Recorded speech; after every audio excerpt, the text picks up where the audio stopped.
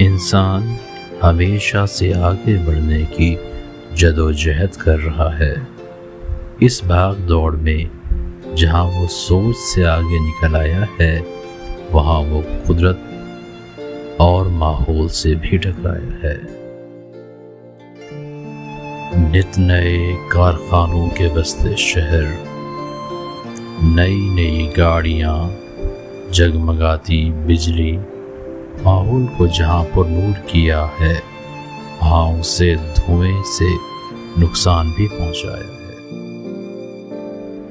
نتیجے میں ماحول گرم ہونا شروع ہوا، جو گلوبل وارمنگ کہلایا ہے، جس سے موسموں نے اپنا انداز بدلا تو زلزلوں کی کثرت ہوئی، طوفان اپنا غصہ برسانے لگے، گرمی اور سردی اپنے ایکسٹریم کو پہنچنے لگی۔